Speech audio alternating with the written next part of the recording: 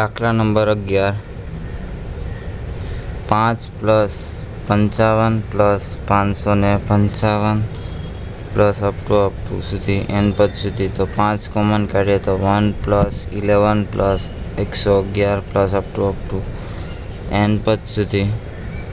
5 વડે 9 વડે ગુણીએ તથા 9 વડે ભાગીએ તો 9 plus 99 plus 999 plus up to n પદ સુધી.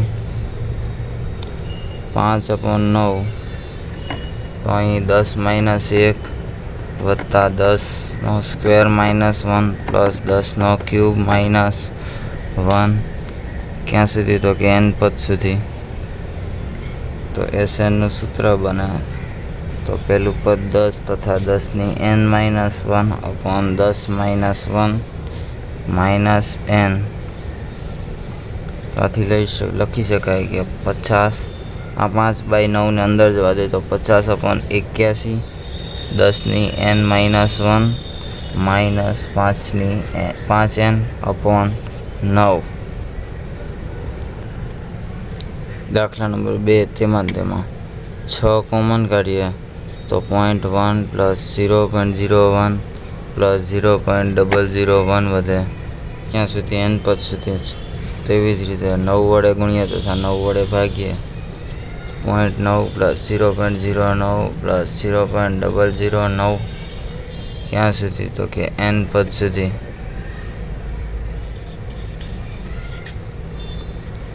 આમાંય સૂત્ર બને અહીં 2/3 વધે તો અહીં સૂત્ર બને n કૌંસમાં 10 પ્લસ 10નો સ્ક્વેર પ્લસ 10નો cube plus up to n પદ સુધી મળે.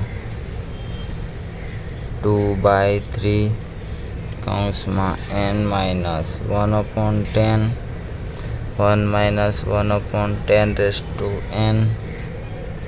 અપોન 1 -1/10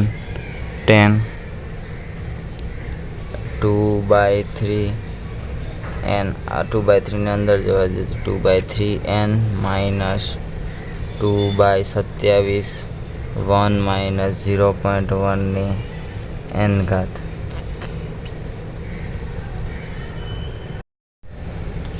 દાખલા નંબર 12 2 × 4 પ્લસ 4 × 6 પ્લસ 6 × 8 તો તેનું 20મું પદ ખાલી જગ્યા થાય. તો an બરાબર a પ્લસ n-1d બરાબર 2 પ્લસ n-1d. ડીની જગ્યાએ 2 આવે.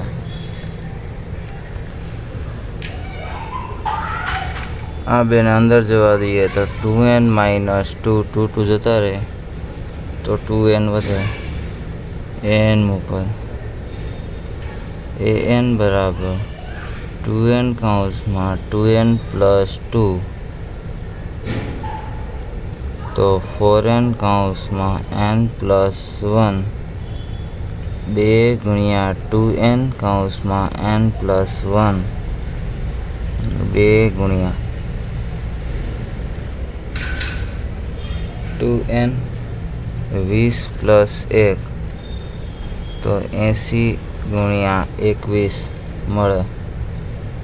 બાય 2 કરીએ તો એ 20મું પદ 40 × 42 મળે.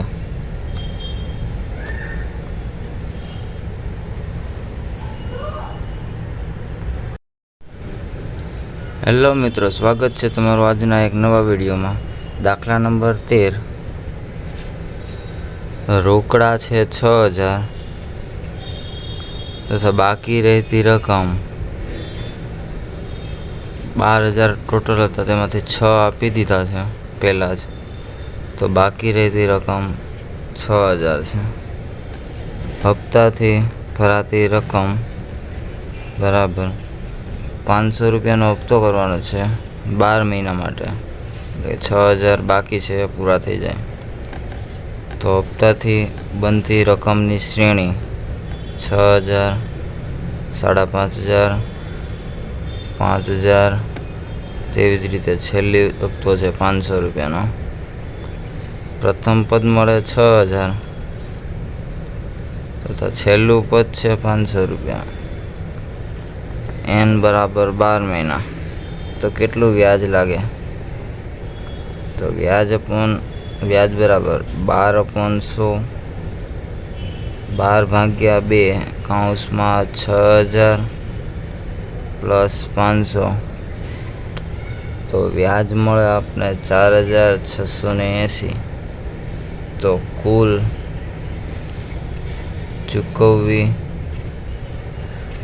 પડતી રકમ 12000 તો વસ્તુના જ છે, પ્લસ તેમાં 4680 રૂપિયા બીજા.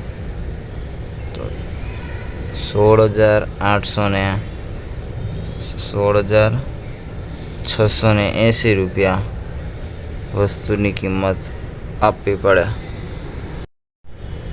દાખલા નંબર 14, રોકડા 4000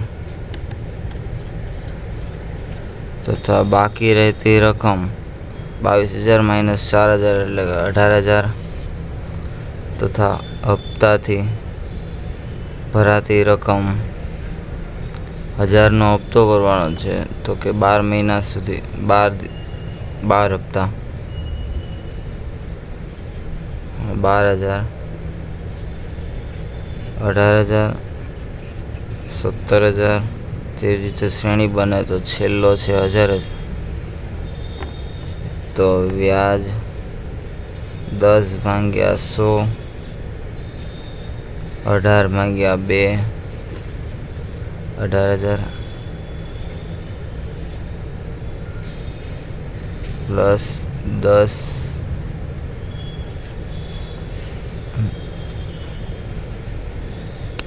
તો વ્યાજ છે 17000 રૂપિયા.